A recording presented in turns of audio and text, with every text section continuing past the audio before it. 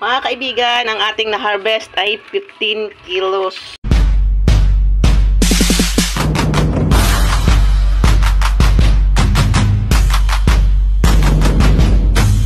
Alam mo kung bakit? Mas mataas ang presyo dyan sa taas. Ay! Ay!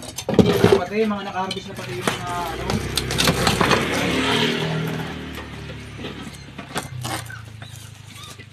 Mga naka-harvest na. Ayan o, libre sipit. Pag nagpasipit, may 1,000. Hindi na. Baka mamaya magkanda. Pag nagpasipit, nabayad ako 1,000. Tapos ang sumipit pa, dalawang ano pa no. Dalawang sipit pa.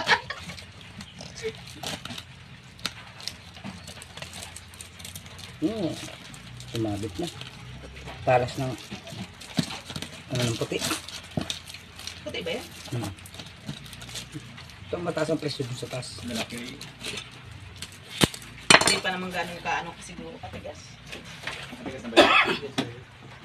Tigas na, pero hindi pa rin sa taas yan. Oo. Alam mo naman doon, ang quality, grabe. Yung mali ko baga binita. Nasa ano, susunod ang higil. Eh, talagang tigas na yun. Doon kung haros ang tigas na tigas doon talagang maglululo na. Mahigpit doon ang sizing. Pero ito mga ganito, good size ito ron. Yung mga kasama ano? Ano ang ano? Mga aligay nito.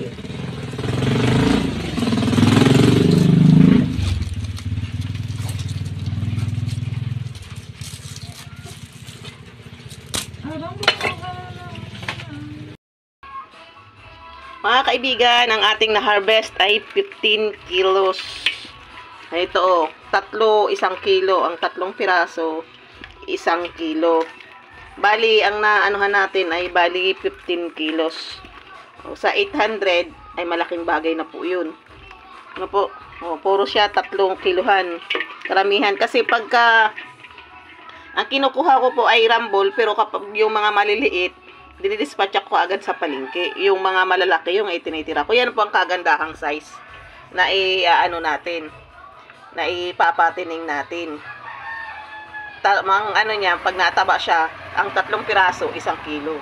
Pinaka good size po yun. Kapipresyohan po natin yan ng 800 ang 1 kilo. Ayan. 15 kilos sa 800, oh, diba? 11,000. Hindi na ho masama at ito naman po ay part-time lang po nating hanap buhay. Hindi naman ho talaga itong pinakahanap buhay natin. Kumbaga, ito ay dagdag income lang sa ating mga walang hanap buhay. Diba po?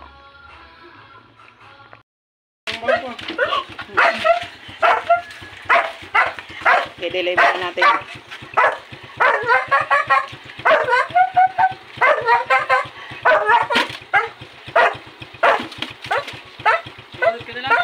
Tapa lang. Ha? Tapa lang.